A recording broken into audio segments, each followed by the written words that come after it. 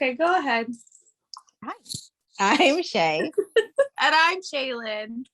Okay, so this is Shea's Scare Lounge. And today we did Joyride. Is it 2000 or 1990s? Is it 2000, right? 2001. Yes, but it might as well be 1990.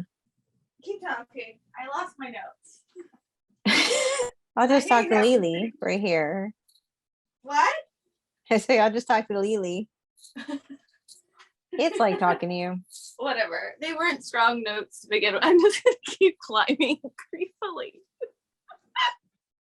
It's like bust through like a Tyrannosaurus Rex. I don't know. I probably threw him away because I'm an idiot. But okay, I can see that. Yeah. Yeah. How rude. Anyways, this movie stars Stephen Zahn, and then we have Paul Walker and Lily Sobieski. What's her name? Yeah, Sobieski. Okay, which I always think of her as a young Helen Hunt. To me, she looks like I feel like they should be in a movie and be like sisters or something. Yeah, I could see that. I always think of her as like Jennifer Lawrence. I feel like they all look very similar. Oh, I could see Jennifer Lawrence. Yes. Yeah. So like a Jennifer Lawrence, Lily Sobieski, and Helen Hunt, all like that. She could be their mom. Yeah. Or sister or something. I feel like there's a lot of resemblance going on in there. The big Hollywood has a typecast. Very incestual. Uh-huh. In Hollywood, everyone looks like everyone. Facts. So in this movie, Paul Walker's character Lewis is going to, well, he has a major crush on, they were like friends in high school, you know, and he always had a crush on her or whatever, which, okay, please, like I've had the guy friends before, none of them look like Paul Walker. If your guy friend looks like Paul Walker, you're dating Paul Walker, like the end of the story. I'm sorry, like this is a stretch. That's always been a stretch for me, where I'm like, really, she just realized that like he's a total babe, you know. Come on. But yeah, people change over a period of time. Well, he finds out her boyfriend is he'd already booked his plane ticket home to Jersey. He's going to school in California, and so he's like, you know, on the phone with her. She broke up with her boyfriend. She's at school in Colorado, so he decides to trade in his plane ticket because it's back in the day when they were refundable. Pretty sure they're not refundable. Also, it was issued like 5 months before the flight. I don't know. I'm sorry. I had a lot of problems with the plane ticket itself. But that's your biggest problem. He gets a refund and then buys a 71. It's on my notes. Supernova. Yeah, something old that I'm like, really? You're expecting this to make it across country? Yeah, it's gonna be a stretch for that car to make it cross country, but right. You know. But you know, and he tells her he already bought a car and he plans on driving, which, you know, just to make it be like, oh, it just so happens. No, he bought it for this very reason, to drive across country to pick her up to go to New Jersey. And then on the way, come to find out his brother is in jail. So he goes and gets him out of jail. And then his brother just jumps in and is like, okay, I'm going to Colorado too. You might as well just drop me off. Another problem with that. Okay. So the Salt Lake City, you know, he sees the sign. He finds out his brother's locked up in Salt Lake City after he talks to his mom. So then he does a illegal U-turn or whatever across the freeway. The cop pulls him over and writes him up for a busted taillight. Were his taillights on? Like, it's the daytime. Does he mean this brake light? Because this comes into play later. Yes, this is the things that I get angry about watching scary movies. Like, it comes into play later when Rusty Nail, who we have yet to introduce, is like, you should really get that fixed. Wait, CB radio. You should really get that fixed. You know, and so whatever. How would the cop have known it was broken? Like, that was my problem. But whatever. He picks up the brother. Carry on. Not as hot as Paul Walker, but funny and charming. I like him. He's in That Thing You Do. That's literally the only thing I know him from, by the way. Oh, he's so good in That Thing You Do. He is, and I don't know him from anything else. Something? Yeah, he played, I think, Lenny, but that's it. That's all I know. And then there's Paul Walker, and then the dude from That Thing You Do. Isn't he? Saving Silverman? Did you ever see that? I never saw that. So that's no, really funny. You should watch that.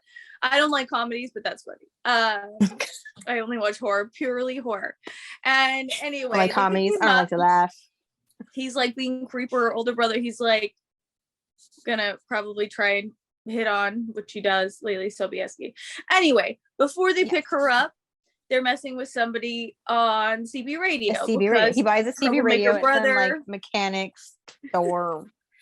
Junkyard, whatever. Like, yeah, they're stopped to get gas, and he's like, I talked the guy into $40. My brother used to have a CB radio, and I always thought they were trouble. I, who do a lot of road trips, never mess with truckers, mostly because of this film.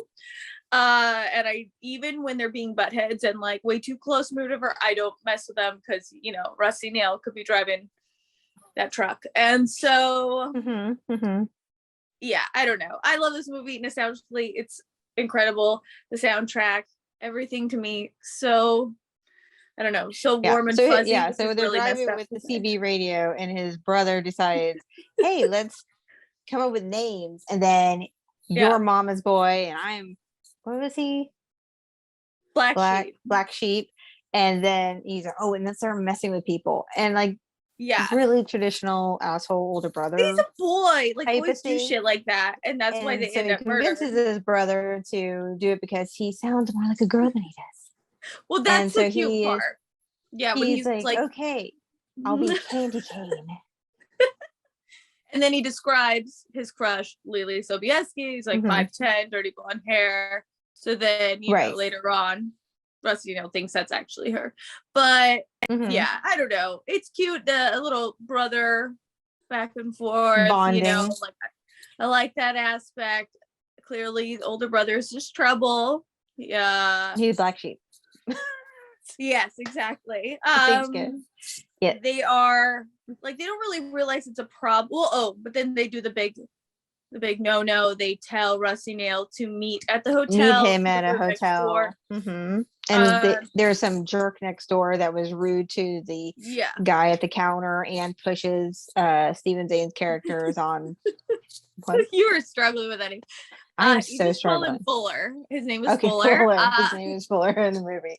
So he pushes Fuller, and so they're like, let's get back at him and tell Rusty Nail to meet him there. With pink champagne. That's my favorite part. With pink champagne. So he does, and everything's short besides killing the dude. Rips his jaw off and all this other craziness. Yeah.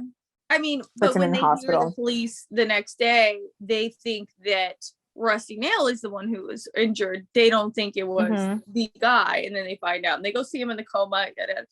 So they confess, which that's your number one mistake, in my opinion. Like, just let it go. Throw the CB radio away. Number one mistake is confessing.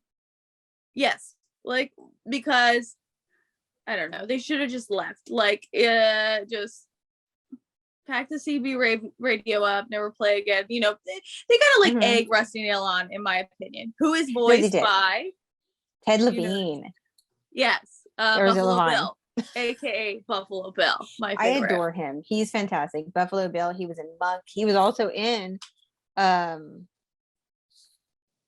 the Paul Walker race car movie. What, Fast and Furious? He's in Fast and Furious. Oh, he plays like the cop or the head cop or something like that. Oh yeah, I think I remember that. And every time I see him, I'm like, it's Buffalo Bill. He's forever Buffalo Bill to me. Well, it took me forever to realize he was Buffalo Bill, because I would watch Monk and he looks different, but I'm like, this voice is like so familiar. Very distinct. A great big fat woman or whatever. I'm just like, I know this voice. And then but it took like years for me to like make the connection. I was like, oh, that's honestly, I didn't know. I've seen this movie hundreds of times, but I didn't know it was him until I like read something and I'm like, duh. I always knew the voice was so familiar. You're like, I know the voice is so familiar. And then once you figure it out, you're like, yes. Because I'm always like, do you see his face? Who is this dude? Like, it never shows him, right? Because he wasn't in it. He only did the voiceover. Oh, okay. That's a whole different person who's like husky, and because Buffalo Bill's not a husky dude. He's a rather he's a thin dude. He's a rather thin guy. Wait, so do they actually show Rusty Nail? Because I thought when they're showing him, it's actually the guy who drove the ice truck. No, it's actually not. They say that later. Like so let's get through the movie or Yeah, get to the end. So they see a guy with ice truck, and now they think everyone's after them, like, oh my god, is that him, is that him, is that him? Yeah. And so they run away. The guy with the ice truck follows them from the gas station, gives them his credit card because they were so scared they left it. And so it's like, oh, good Samaritan. But then Rusty Nail comes barreling through the ice truck, destroys that, and That's apparently scary, kidnaps the ice guy.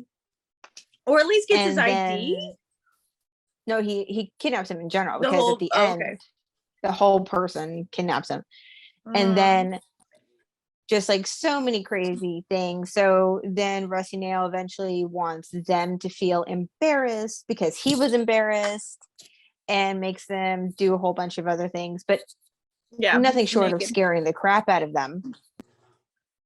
Ends up kidnapping her best friend from college, Charlotte. Yes. Yeah, because her name in the movie is called Venna. No, I know, but they kidnap Charlotte. Yeah, they kidnap Charlotte, and they have to go look for Charlotte. He ends up kidnapping Venna and ties her up to where she's going to die if they open the door. Like, it's a shotgun, she's all duct taped up and everything. That's scary.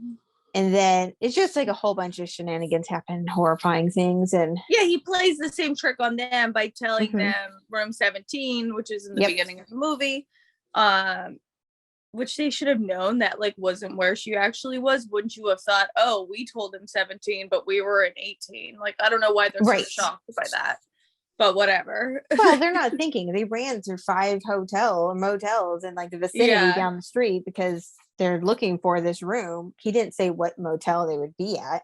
I like that one, that when they go to all the random rooms, and like the Marine, you recognize him, right? Jay Hernandez.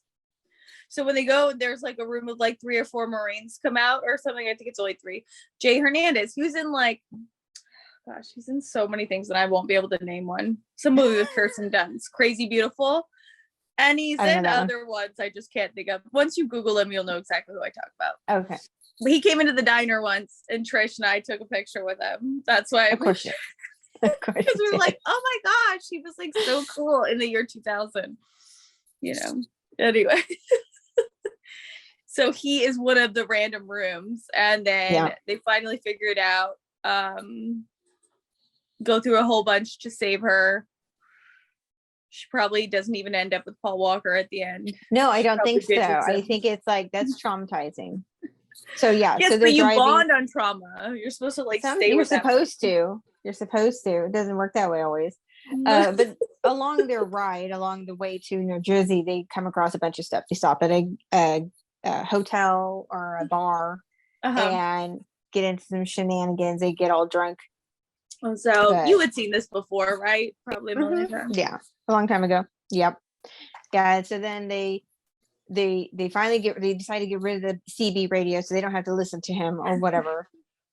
He's like so crazy, like stalk, like it's like Jason status. It's a little extreme. Like it's like he follows them to every destination they're at. He breaks into their car and puts the CB radio back in the trunk, and then somehow gets ahead of them to put like their names and a message on all the signs. This guy either like does not sleep ever, and he's got to have like another car, or he doesn't have the actual like brake, whatever. He just has the front end. I don't know what it's called, front of the truck. He doesn't have like a load on his truck. Because how is he getting around so quickly and like no one's noticing? Whatever. It's a little much, but still scary. A little bit. Because I know, because he's like one step ahead of everything. Yeah, and the radius of a CB radio is what, only like 5 miles or something? I think that's what they say in the film anyway. I'm not sure. Oh, like the headlights that they used behind the car were like Air Force lights, because they wanted to make sure aircraft. They wanted to make sure it was brighter. That's the word. Aircraft. It was brighter to give it the more like frightening appearance, and they wanted it to look darker. So they were bright and vibrant, even though it was like sunset or still bright outside. Yeah. They wanted it to appear more ominous. Yeah, and it does. Like this whole movie, you know, it's basically just following them. I'm trying to think. I'm like I said, I have the movie on right now.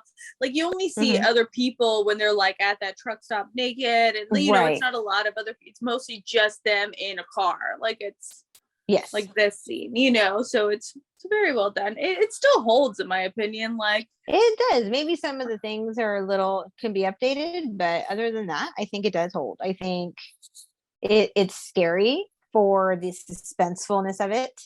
Are they going to get it? Is it going to work out? You know, and Fuller is trapped on a fence, and then Rusty Nail is going to plow his. So he plows at the end. He plows his truck into the motel. They get Fuller down. Everybody's safe. You know, barely with their lives. And then it turns out, so Charlotte's in the back, all taped up or whatever. And then the guy in the seat we recognize because we saw the watch earlier, so we assume it's Rusty Nail. But as it turns out, when the guys are getting bandaged up it's like a famous little scene they do all the time. It's like someone sitting on an ambulance with like a towel or a blanket, and bandages, and no one's questioning anything. And they're having their little dialogue. So they come over until a cop walks by and they're like, hey, so what was the guy's name or what he's saying? Goes, oh, he said he was some ice truck guy from Nebraska or whatever. And they're like, and then they realize, dun. That's not him. And then I love that. And then at the very, very end, driving away, I don't know if they still have the CB or if they hear it or what, but Rusty Nail goes, I have done enough damage here. You know, it's rained, and with the rain comes clean and new. And blah, blah, blah. But then I never saw the sequels. Did you? Like, there's two other ones. There is two other ones. And I think it's supposed to be Rusty Nail again, but I don't know for sure. But I know none of these people are in the sequel.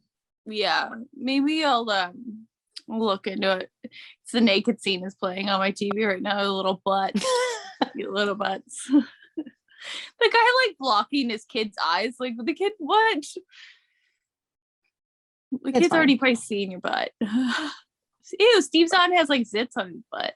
Anyway, that's what happens when now everything is in HD. I mean, I probably have a zit on my butt too. I'm not judging. You have a hairy butt, I'm sure. You definitely have a zit on your butt. Yes. Thank you. I'm kidding. I do. But yeah, any other? Oh, actually, as this scene is playing right now, the manager from that store where they walk into naked, they say he's from T2, I think. Yeah, he's in Terminator 2, and he is somebody in the motorcycle club that Naked Arnold comes up to. So you know, a little nude on nude. Lots of nakedness going on in all of his movies. Is there a naked dude walking and approaching me? Well, I will be in it. Yes. He loves it. He's like sold on that alone. What? Yeah. I don't even need to read the script. Sign me in. I would just wonder, like, are they actually naked, or something's probably covering their wiener? You know, probably, and then they can't like when they're walking in, besides their hands. Yeah, they probably do. It's probably like a G-string thing, and then they have to do that or whatever. How many like a string G-string? The G-string, and they edit that out. Whatever. Pasty. I don't know. Picturing it all tied up. Like a little bow. Sounds painful. How many trucks do you give it? Trucks? No, you gotta do Rusty Nails or something. But like in a truck, like a Rusty Nail truck. Okay. Like a semi. How many semis do you want? I mean, I think I'm gonna give it 4. This movie, like I said, still holds. I watch it a lot, but since I knew we were gonna do this, I probably watched it every day for the past week. You know, I like it. Holds my attention. I give it 4. Yeah, I give it 4. I think it's good. I like it. I do think it still holds. It does have a lot of suspense, even if you haven't seen it in a long time, and then you're like, oh, I forgot about that. Yeah. Oh, I forgot about that, because it has a lot of. It's not just like this is we go here and then we go here and we go here, but there's a lot of other little side things that you get interwoven with it, like them walking into the diner naked, or in the bar where Fuller has to come over and starts yelling about. Yeah. I think that's like my favorite part is when they're hitting on Venna, and he comes over acting even more drunk than he already is, loud and get over here, bitch. What are you doing? Yeah, what is he saying? Are you getting out of hand, bitch, or whatever? Yeah, because he's like, is this your bitch? Is this your bitch? And Paul Walker's like, what? I don't understand. It's like, just go with it. Just be like, yeah, she is. Get her out of here. Which is what Fuller did. And then like, that's the best. So well, he's the tough one, you know, he's the black sheep of the family, trouble. You know. Yes. The other one is a mama's boy. So there you go. Facts. But yeah, I'm glad you enjoyed it. I did, and I knew you loved this movie, so there you go. Rest in peace, the beautiful Paul Walker. Yes. What a babe. He was never like, I wasn't super into him because he's very pretty, and you know, I don't usually like pretty boys. Right. But he is just so nice to look at in any movie, especially this movie. I agree. Like, oh. So until next time, you know, follow us on Facebook, follow us on Instagram, like, subscribe, share, do all the things. And don't get a CB radio. Don't mess with truck drivers because they do not fuck around. Looking forward to the storm. Keeps everyone inside. Washes everything clean. I remember Josh was driving on the freeway here, and I guess he flipped somebody off, and they held up a gun. What? And it was like, because I flip people off a lot, or now I just do a thumbs down. You're like, you suck. Yeah, no, people like, they get more offended, I think, when I do the thumbs down or I boo, and then they're like, that chick just boo me, instead of being like the aggressive, you know. So it throws them off, and then they feel bad.